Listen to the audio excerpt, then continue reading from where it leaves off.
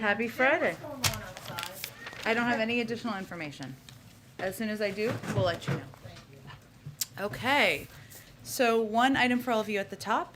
Today's OECD agreement shows how American leadership and diplomacy can advance the economic interests of American working families. A global minimum tax of 15%, up from 0% today, will finally even the playing field for American workers and taxpayers. President Biden, Secretary Yellen, and the entire administration worked overtime to rally more than 130 countries, representing more than 90% of the world's GDP, to ensure that profitable corporations pay their fair share and provide governments with the resources to invest in their workers and economies. The president's Build Back Better agenda, now being considered by Congress, will build on this agreement. It will eliminate incentives to shift jobs and profits abroad and ensure that multinational corporations pay their fair share here at home. The international agreement is proof that the rest of the world agrees that corporations can and should do more to help build back better.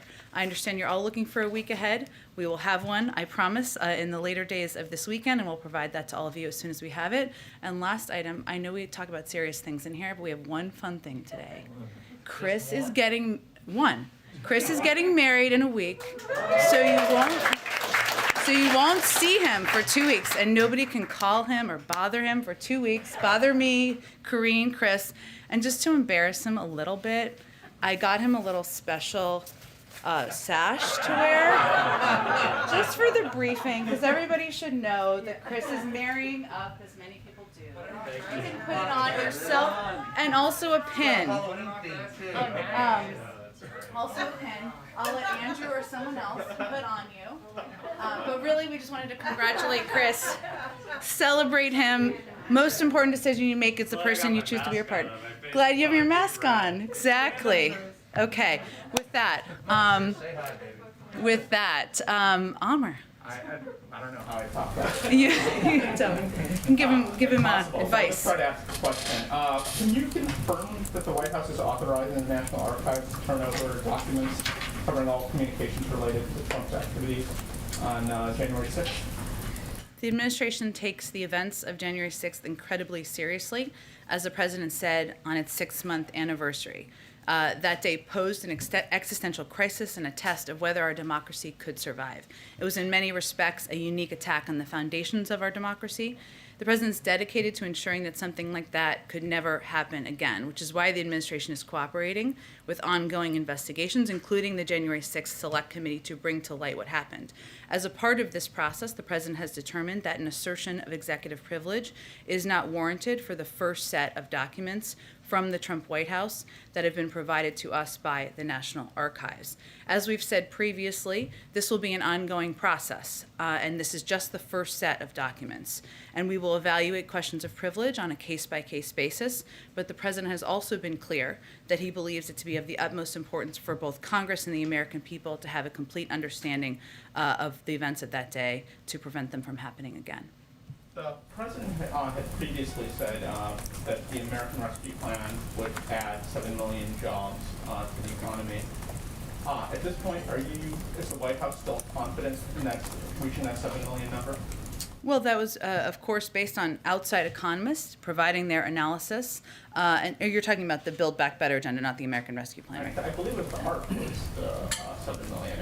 Oh, sorry. I didn't know if you were asking about the bill that's moving its way through or the bill that has been passed. The bill that has been. I thought 7 million, and I apologize. No. I was just trying to understand which part of his agenda you were asking about.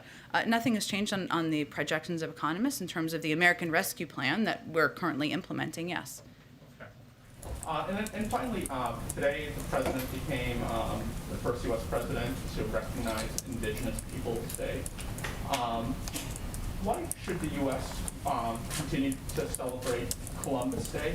And has there been any talk or discussion of, as many cities and I think a few states have shifted from Columbus Day to an Indigenous Peoples Day? Well, today is both Columbus Day, as of now, and this is why you're asking the question, as well as Indigenous Peoples Day. I'm not aware of any discussion of ending that either of ending the prior federal holiday at this point. But I know that recognizing today as Indigenous Peoples Day is something that the president felt strongly about personally. He's happy to be the first president to celebrate and to make it the history of moving forward. Go ahead. Thanks, Jen. I want to ask you about the jobs numbers. One of the things that the jobs numbers showed is that there are more jobs available, a historic number of jobs available compared to how many people are actually seeking jobs. Yeah. Why do you think there are so many people who are still reluctant to re-enter the workforce? There's a range of factors in our assessment. One is people are still fearful of COVID. And what it will be like in workplaces and ensuring their own safety. There are still challenges as it relates to child care, elder care, the costs of those, and being able to afford it, and also the availability, which is something we've seen a shortage of in many communities. And we'd also have seen that the pandemic, while it's been incredibly challenging on many, many levels, it's also prompted many people to rethink what their careers might look like and what careers they may pursue. So you're right, there are an enormous number of jobs that are still available out there in the workforce, and we believe those are the range of factors that are attributed to that. And then I was wondering if you could give us an update on the negotiations with Senators Manchin and Sinema. Democrats are expressing more and more public frustration with the two of them, arguing that they're not moving off of their positions. Are the two of them providing more concessions in private than they appear to be in public? And is the president getting frustrated? Well, we don't have the luxury of being frustrated. This is a process. The president of all people recognizes that the process can take some time. There can be ups and downs in the process, and he feels that we're continuing to make progress, that both Senator Manchin and Senator Sinema are negotiating in good faith, that there is a recognition that not only do some people have to come down from their expectations of what might be in a package, but some others have to come up. That's what compromise is all about. So we're going to continue to pursue these discussions and negotiations. The president is confident we're going to get this done. Go ahead. Thank you. First, on the economy, there are 500,000 containers floating off the California coast with nowhere to go. Major issues in the global supply chain right now. The vice president warned that this could happen in August. So why wasn't more done to prepare? For the global supply chain issues? Yeah, she was talking in August about if you want to have your Christmas toys for your children, now might be the time to start buying them because the delays could be many, many months. I asked that because we've been talking about the issues in the global supply chain since January. And the president has not only put in place a task force, but we have taken a range of steps to work to address. Now, it's not just about ensuring that we are having different companies speak to each other. We've certainly done that. We've been a forum for hosting different industry leaders to see what we can reduce in terms of red tape in the process. One of the biggest issues in the global supply chain is also COVID, and the fact that COVID continues to be a threat to supply chains that are happening globally. So we've also worked to be by far and away the largest provider of vaccines, know-how, manufacturing capacity to the world. So we've not only been talking about this since January, we've been working to put in place a range of steps to help address the challenges in the supply chain. And as we understand it, it's not just COVID, there are also labor shortages and issues with shipping lines here, overground shipping lines in the U.S. Is the president satisfied that his task force is doing a good job? The president recognizes that there are several layers of the challenge here that contribute to the bottleneck. And on ports and transportation bottlenecks specifically, the president appointed a White House ports envoy this summer, John Procari, to work with Secretary Buttigieg and bring stakeholders, labor, private industry together to help solve the global transportation supply problems. The fact that he designated and appointed someone at that level with a range of vast experience shows that this is a part of the issue we're absolutely focused on. We're also focused, as I noted, on the work of the supply chain task force, also the semiconductor shortage, which has been an issue that has impacted a range of industries, and we're working to attack the challenges in the global supply chain at every point they are in the bottleneck. Thank you. The Democratic candidate for governor in Virginia, Terry McAuliffe, who President Biden stumped for over the summer, now says the president is unpopular today, unfortunately, here in Virginia, so we've got to plow through. Why do you think the president is unpopular in Virginia? Well, just if you look at facts and the polling, the president is the most popular figure in Virginia of anyone currently running for president or any former recent president. So I just note that in terms of the data. But I would say that the president's agenda is incredibly popular. That's probably the reason why former Governor McAuliffe is also running on that agenda, whether it is reducing costs for the American people on child care, on elder care, making sure the tax system is more fair, rebuilding our roads, rails, and bridges. Those are all components of the president's agenda that he has a huge agreement with former Governor McAuliffe on. And then just one more topic following up on his remarks yesterday. President Biden claims that he cold called a Pennsylvania hospital to ask the desk receiving nurse why it was taking so long for a good friend's wife to be seen. What happened next?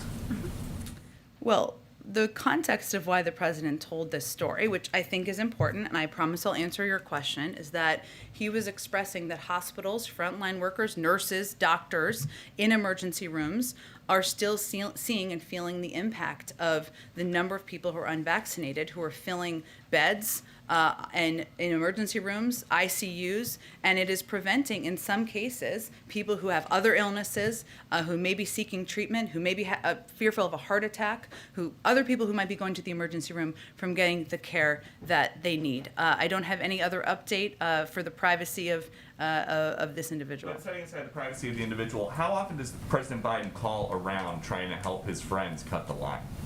That certainly was not his intention. He was not trying to do that. He was checking in on a friend. And do you know if this particular hospital might have been having staffing shortages because they have a vaccine mandate and maybe some folks have had to leave because they didn't want to get vaccinated?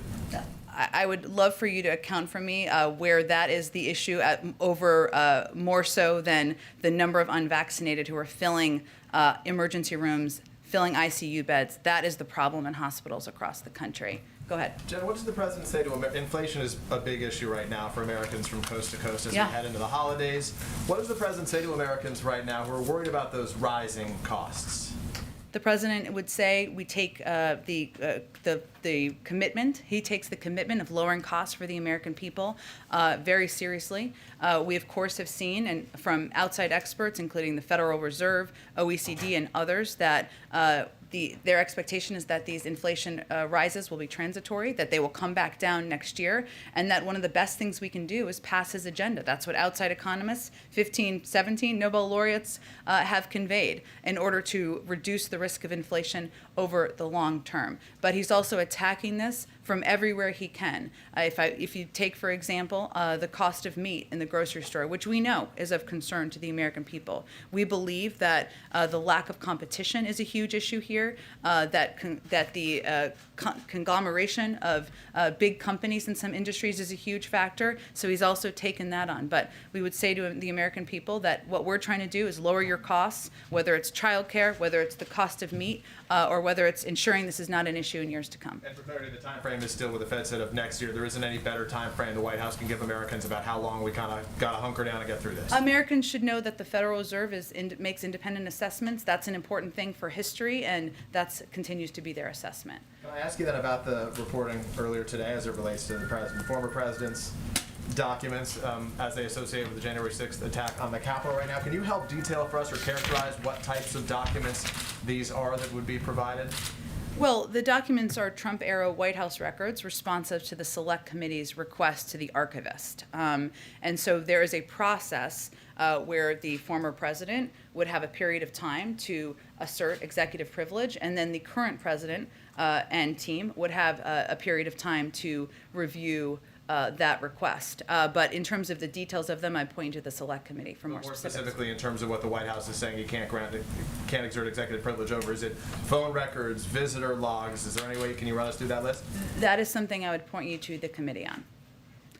Go ahead. Jen, can you explain the standard of review then that the White House is undertaking? What would be something that this White House might consider privileged or should remain secret that this former president or any other former president should have the privilege applied? To which the privilege should apply. Are you talking about as it relates to January 6th or just in general? Just, well, specifically in this review, if there's any information you could share about the process that has been undertaken and more broadly. Well, the process that is one that has been outlined through history and law, is that the former president has the ability, not that there's a lot of past precedent here, I will acknowledge, has the opportunity to exert executive privilege to documents that are in the National Archives. And then this president and this White House has the opportunity to review that. Now, I think it's important to note, and I know I said this, but I will just reiterate, this is the first set of documents. So these will be reviewed on a case-by-case basis. And obviously, we will be responsive to the requests of the committee. I would like to note, just broadly speaking, that, what this committee is investigating is not the normal course of government business, right? There is, as you know, and as all of you know, there are normal requests for documents, for information. There are moments throughout history where presidents and White Houses have asserted executive privilege. We will continue to evaluate those on a case-by-case basis. But this committee is investigating a dark day in our democracy, an attempt to undermine our Constitution and democratic processes by the former president. And that context, I think, is important here, too. I'd like to ask put a finer point on a question Amr asked you about Sure. Indigenous Peoples Day. The president today issued 2 proclamations, Yes. one for Indigenous Peoples Day, the Yep. other for Columbus Day. In the Indigenous Peoples Day proclamation, the president spoke of it as a day to be celebrated. And in the Columbus Day proclamation, the president spoke of the need for reflection on that day. And he also seemed to indicate that Congress has requested that the president proclaim Columbus Day. So my question is President Biden begrudgingly proclaiming Columbus Day this year? He's declaring both a holiday. Obviously, Indigenous Peoples Day is something that he's honored to be the first president to be issuing a proclamation on and celebrating. Is it his wish that the federal law be changed, that Columbus Day no longer be the designation of the second Monday in October? I don't have any prediction of that at this point in time. Go ahead. Going back to the documents that the January 6th committee requested, can you clarify, we've seen public statements from former President Trump and his lawyers about an intention to invoke executive privilege, but did they specifically reach out and ask that certain documents not be shared? There's an entire process that transpires. I would point you to them and to the National Archives. Go ahead. Can I ask a follow-up Yeah. on this? So, sorry, on the economy really fast. You talked about labor shortages, you talked about supply chain issues. How long does the White House expect those issues to go on? Global supply chain issues? What's your best guess for how long we'll have to be dealing with that? Well, look, I think, as I noted earlier in response to Peter's question, there are a couple of issues at play here. I thought his question was about the length of inflation. He also asked me about the global supply chain. Peters. Oh, yeah, oh, sorry, yes. Oh, also about he asked me about the global supply chain issues. Sorry. So that is true, 2 Peters over here. So one of the issues is, of course, how quickly we can work as a global community to address COVID and get it under control around the world. The United States is far and away the largest provider of vaccines, donating millions to billions to the global community to get the pandemic under control. We have also taken significant steps far and away, more than any other country, on manufacturing know-how, on ensuring that we are providing the supplies that are needed to countries. We continue to need other countries around the world to step up to help address, because the global supply chain issues are in some part related to manufacturing in other countries. There are some issues we've seen some progress on addressing, but we also need to get the CHIPS funding passed and through Congress. That's something the president strongly supports. A semiconductor chip shortage is a huge issue, as you all know, in the auto industry and manufacturing here in the United States and around the world. So I would say there's not a one-sentence answer on this, because I know you weren't asking for one, but because there are a range of issues, the point is, we're working to address them on several paths and on several fronts, and I can't make a prediction of when it will be concluded. It is just a top priority of the president's. Go ahead. Thank you, Jan. Just a quick follow-up on inflation. So we're looking at Labor Department data. It shows that there is like a 0.9% decline in how much Americans have earned per hour on average this August versus last year. So year-over-year data when you adjust it for inflation. And so inflation is clearly eating into people's paychecks.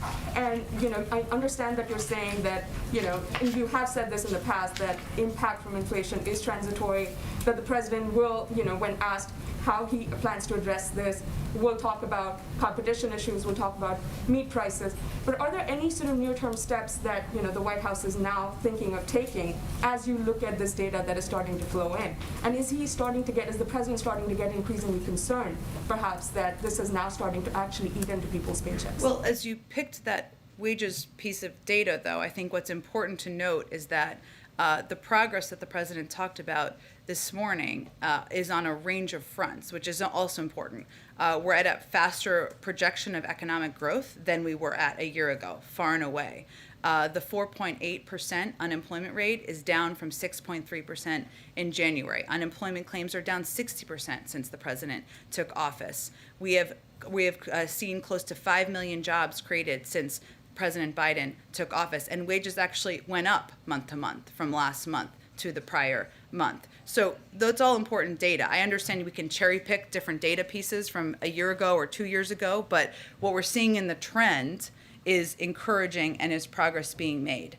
As you well know, inflation is the purview of the Federal Reserve. They make projections. We rely on those projections. Those continue to say that it's transitory and will come down next year. It is also important that we address this over the long term and we address the costs. That is really what we're talking about in terms of the impact on the American people. People may not know. You hear inflation, it's like, what does that mean? That means rising costs, right? And how do you address those costs? And what the president's trying to do with his economic agenda is do exactly that. Cut the cost for the American people, childcare, elder care, cut in half the child poverty, make sure that people have some breathing room. That's really what he's focused on doing in terms of how it's impacting people who are sitting at home worried about their economic future. Are there specific, perhaps, commodities? You spoke about chips. We've been talking about chips for a long time. Are there specific commodities or specific bottlenecks in the global supply chain that are perhaps emerging more than ever now, in the run-up to the holidays that the White House is particularly focused on?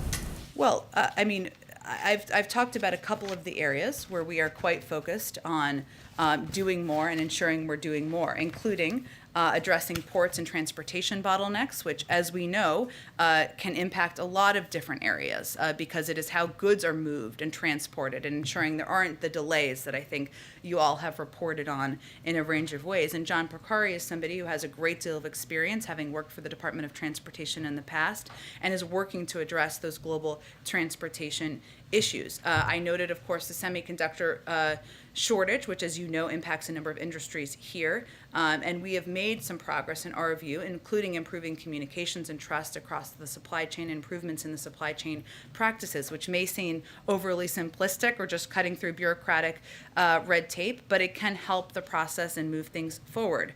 I also noted food processing. This is an area also where we have seen impacts in some communities from food processing and issues in the global supply chain. And so we know that the pandemic has revealed vulnerabilities in our food system. That's one of the reasons the Department of Agriculture announced the new food supply chain loan guarantee program. And we've also seen, as it relates to lumber, which was an area that we talked about quite a bit several months ago, and we saw the impact on how that impacted housing prices of new homes specifically. Since its peak, the cost of lumber has decreased by 60%, and is one example of the market leveling off. So point is, there are different, as you know, there are different issues as it relates to the supply chain in different industries. We're working to address them and attack them all at the same time. We have seen some elements of progress, but we also continue to understand and know that as we're coming back from a global pandemic, a massive undertaking, and the economy's turning back on, we're going to have to keep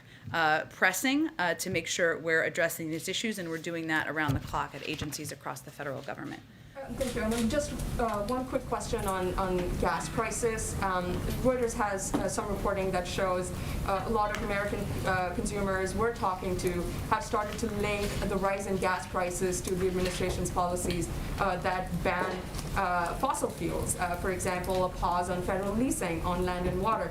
And so my question is, why keep a lid on production at home with American companies and instead ask OPEC for more production where that production is perhaps not as environmentally regulated? Is there any consideration perhaps being given to this, keeping in mind rising gas prices? Well, we are in touch. We are not a member of OPEC, as you all know. We are in regular touch with OPEC, and we have also raised issues of supply in meetings that members of our national security team and others have had in recent weeks, as I have confirmed from here.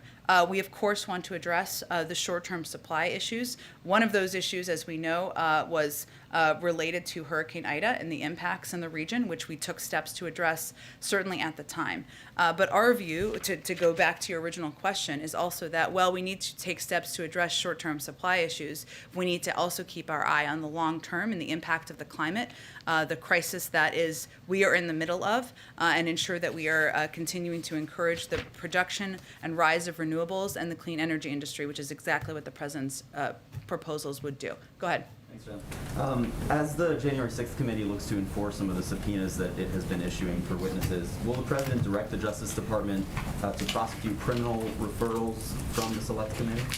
That would be up to the Department of Justice, and it would be their purview to determine. They're an independent agency. Has the president discussed that at all with the Attorney General or anyone? They're at the independent. Justice They Department? would determine any decision on criminal prosecutions. I'd point you to them and, of course, the committee. And then just going kind of big picture here, today we saw another jobs report that fell well below expectations, the smallest jobs gains in nearly a year. Gas prices are at a 7-year high, inflation is up, the president is struggling to get the rest of his Build Back Better agenda passed through Congress. How do you assess where things stand right now with regards to his presidency? And do you see a need at this point to course correct, perhaps? We certainly don't see things as darkly as you do. Look, the president's focus is on leading through a challenging time, and that has been his focus from the first day he took office. If you look at the data month over month, as I noted a few minutes ago, he has also created 5 million jobs under his presidency. We've created an average of 500,000 jobs a month. We are at a faster rate of economic growth, a lower rate of unemployment than in quite some time. That's progress. That's moving exactly in the right direction. And as it relates to the president's agenda, we're continuing to press forward with members of Congress who have a broad range of views about the path forward. But we're making progress. The president remains confident we're going to get it done. And this is what governing looks like. Do you not see today's jobs report as a warning sign in any way that perhaps the economy is not headed in the right direction, that perhaps the recovery is not going at the pace that it should be? I don't believe that's what economists are projecting at this point in time. And just a quick foreign policy question. It's been 3 weeks now since President Biden authorized the use of sanctions against the Ethiopian government. We've seen credible allegations of human rights abuses, allegations of genocide. The Ethiopian government expelled 7 senior UN officials last week.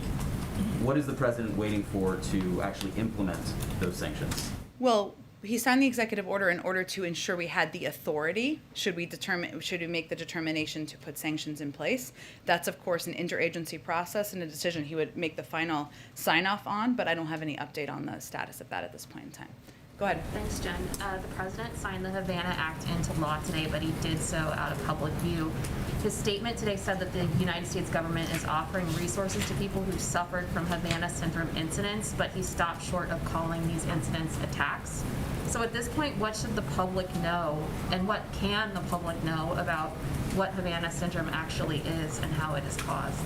Well, I think the public should know that this president is the first president to acknowledge the existence of Havana syndrome or anonymous health incidents, that across the government, across the national security team, they're taking this incredibly seriously. The National Security Council has worked closely with departments and agencies to take a number of significant steps, standardizing the reporting process so that all possible AHIs that are reported by U.S. personnel, regardless of department or agency affiliation, are uniformly documented and quickly shared, improve the quality and speed of medical care, which is part of what this bill would help help do, ensure there is financial support for that, ensure all relevant departments and agencies have messaged their workforce to provide guidance, increase intelligence collection and analytic focus on determining the cause of AHIs, and enlist U.S. government and outside experts to increase our understanding. What is important to also know and understand is that we, of course, are determined to get to the bottom as quickly as possible of the attribution and cause of these incidents. The intelligence community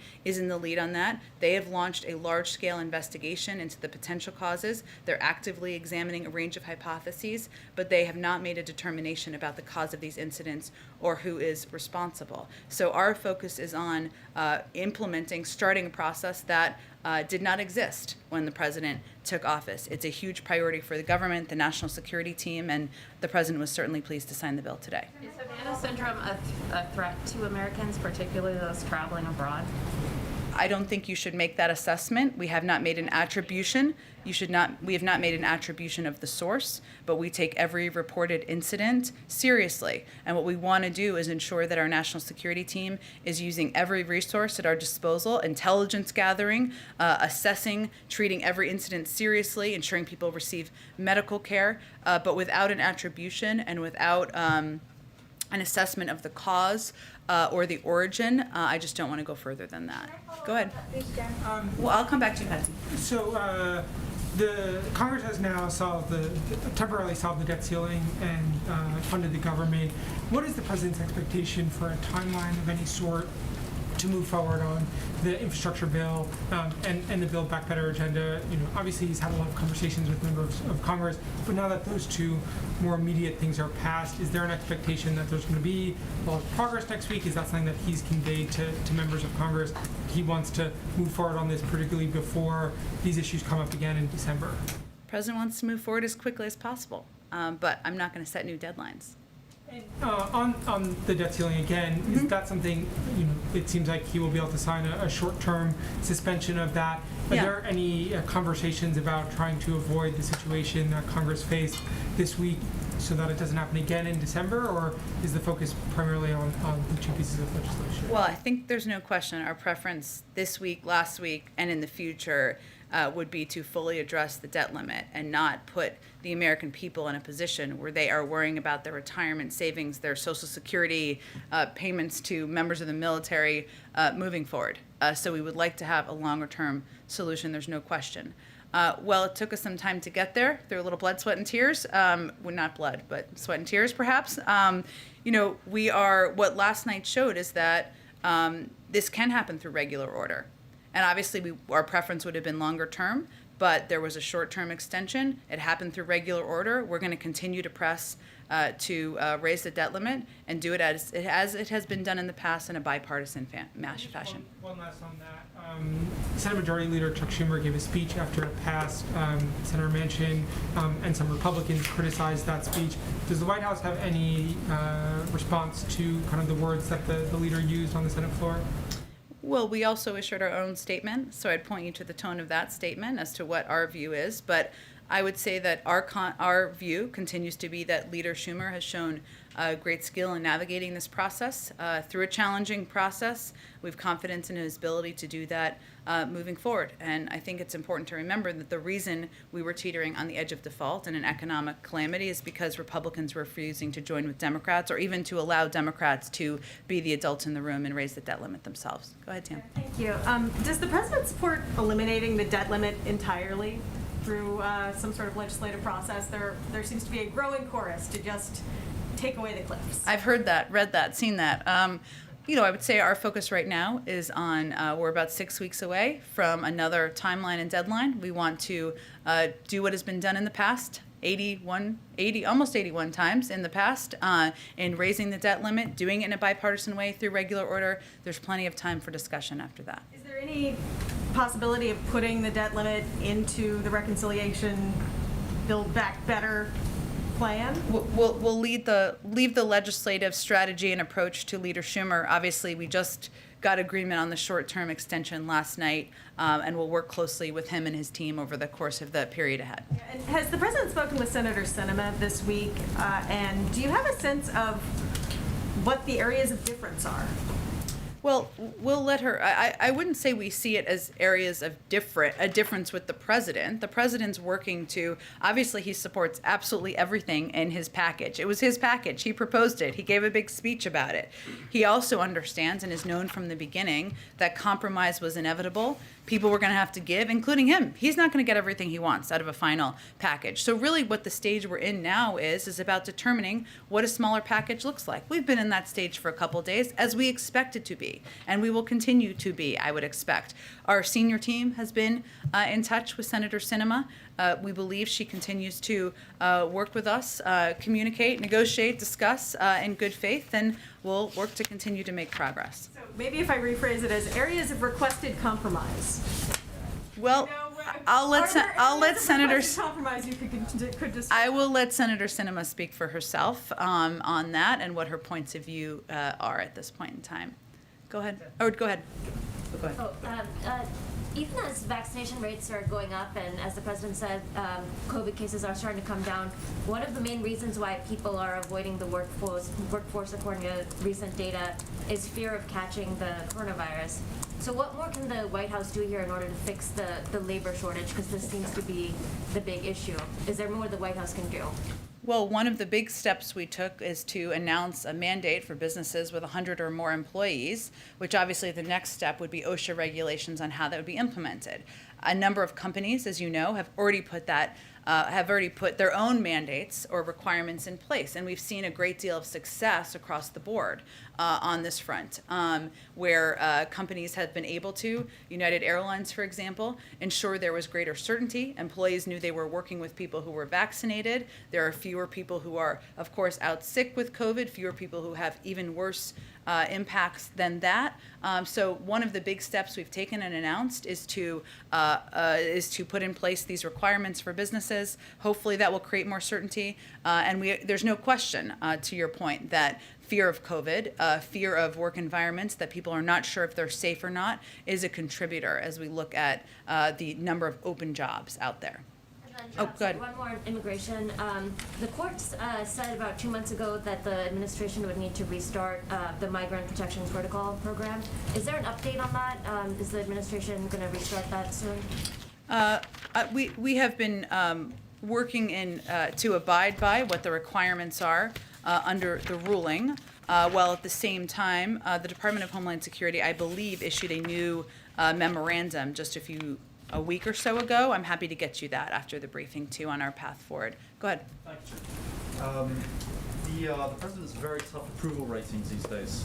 I know you probably don't like to talk about polls and you might say that they don't mean anything, but it's also fair to say the White House, when there are good polls, you publicize them. So what do you make of these really terrible polls? Are they that he's doing something wrong? Is it just the communication? Or is it he's doing unpopular things that have to be done? Or something else? Sure.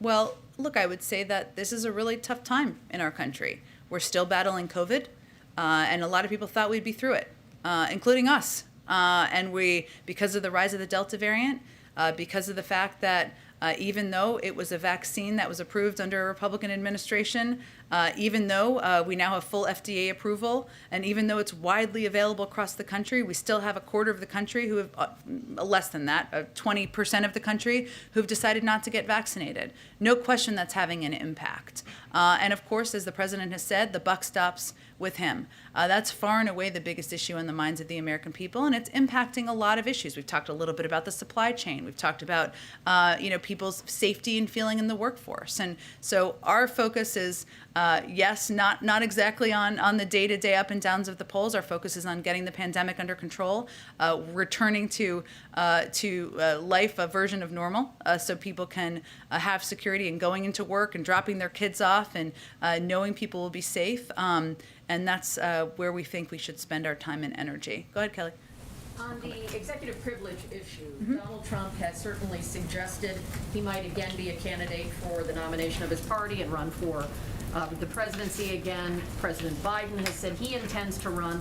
So for people who are not familiar with the rules of executive privilege and might look at this as through a political lens, what would your response to that be in terms of how the public should judge this action from this White House? Sure. Our view is that there's nothing political about working to ensure that the events of January 6th never happen again. It shouldn't be a Democratic thing, a Republican thing, an independent thing, a political thing at all. This should be a shared goal, and a key part of that, in our view, is ensuring that the Select Committee has the information it needs to ensure accountability for these events. The Supreme Court has recognized that it is, quote, the current president who is vitally concerned with and in the best position to assess the present and future needs of the executive branch and to support invocation of the privilege accordingly. That's exactly what we're doing. And as I noted earlier, we're going to evaluate on a case by case. This is the first tranche of documents, and it is also important for people to understand that this is the use of executive privilege, which I think you're asking, because people don't entirely always know exactly what that is. We have been very cooperative with Congress. We will continue to be, as it relates to a range of issues related to our administration as well, and evaluate on a case-by-case basis. But this was a uniquely dark day in our democracy, a day that we need to get to the bottom of, and that's important context here as well. Go ahead, Jen. Thanks.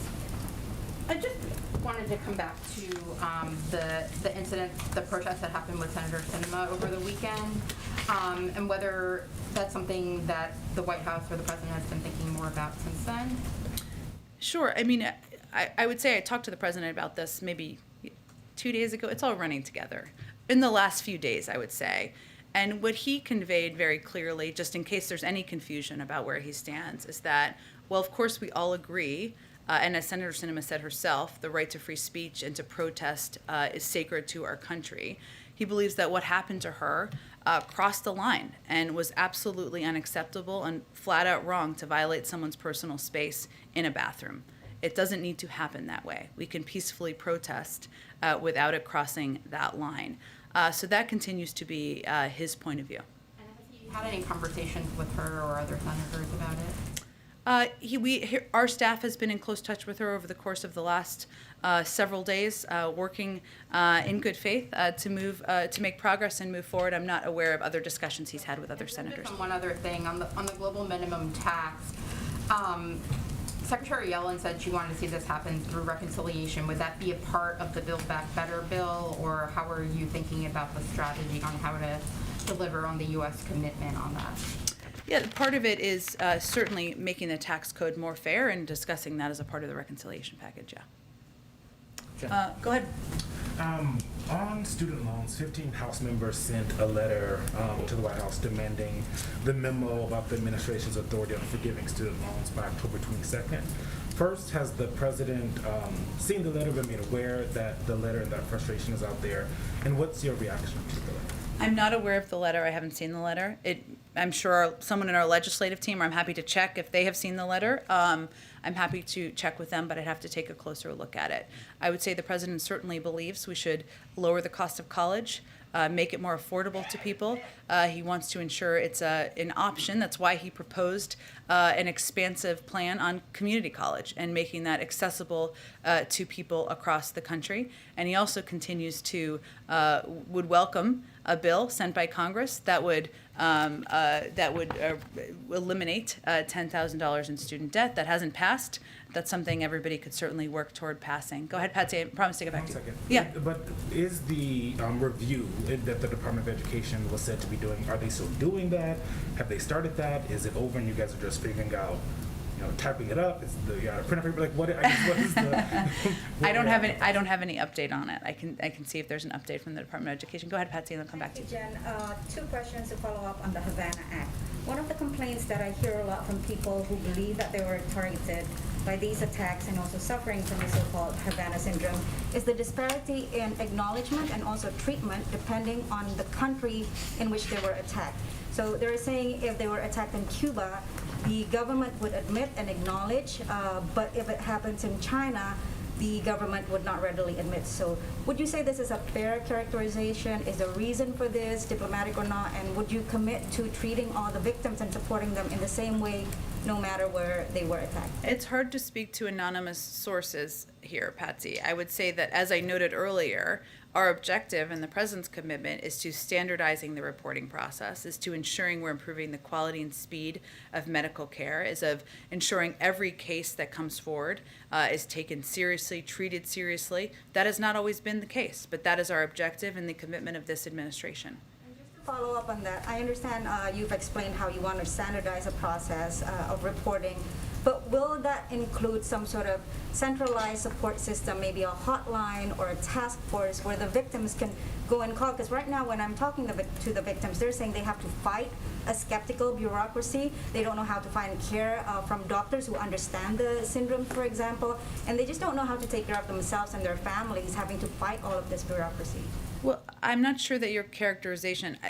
Look, this is a priority for every national security agency. It's something that many members of our national security team have spoken to personally, passionately, themselves, and their commitment to addressing this. We've also taken a number of very concrete steps. Each agency has their own process and system, but what we're working to do is coordinate it. So I think it's not really fair to speak to one or two anonymous cases when this is an across the government effort, commitment, priority. The president signed a bill into law today. We've put a number of steps into place that are incredibly concrete. The president has acknowledged this is a problem. We're using every resource in the government to address it, and I think that really speaks to the president's commitment. Go ahead. Yesterday, I had hundreds of immigrants and activists protested outside the White House, calling for Democrats to still include a pathway to citizenship in the reconciliation package. There's been about 90 legal experts who've also submitted a letter saying that the presiding officer of the Senate can issue a ruling contrary to the Senate parliamentarian. Has the White House discussed any of these options with lawmakers on Capitol Hill, and would the president support, kind of bypassing the Senate parliamentarians' ruling on including a pathway to citizenship? Well, just so everybody understands the process, and they very well may, but just to give the additional context here, we of course wanted key components of immigration reform to be in the reconciliation package. The president supported that. He was vocal about that. The Senate Democrats went back twice and tried to get components into a reconciliation package, and the parliamentarian, as you noted, but just so everybody understands the process, twice ruled that they could not be included in the package. In order to overrule a parliamentarian, it is not just waving a magic wand. It requires a majority of votes in the Senate, and it requires the vice president. So I would say that's a legislative process. I would point to Leader Schumer and others to ask the question of whether there is the opportunity or the appetite to do that. Activists see reconciliation as one of the last opportunities to get immigration reform passed. President Biden said that that's one of the part of his agenda. I don't know. Are there any concerns that this isn't going to happen at all? The president is 9 months into his first term in office. He introduced an immigration bill his first day in office.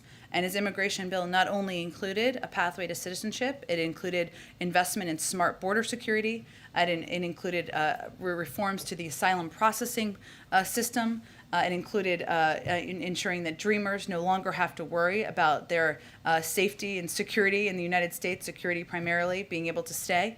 And that's something he's absolutely committed to. And there are a lot of Democrats in Congress who feel as passionately about it as he does. So we're going to have to press forward and work to find the vehicle. And what these activists are doing is great. They're out there advocating for putting in place long overdue reforms. We agree they need to be put in place, and we need to keep pressing to get the job done. Go ahead.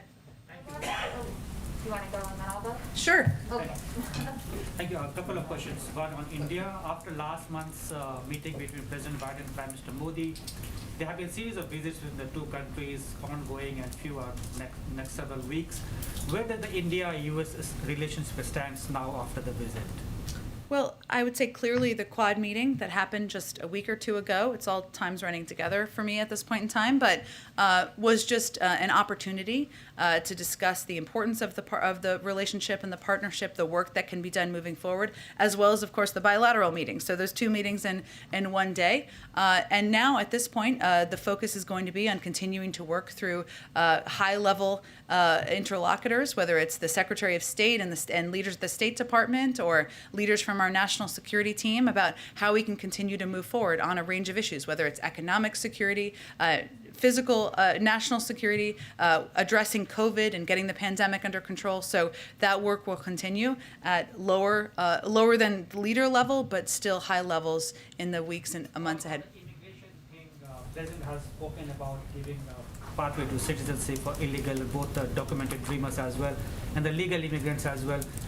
This month, 80,000 green cards spots were lost, and there are millions waiting for green card.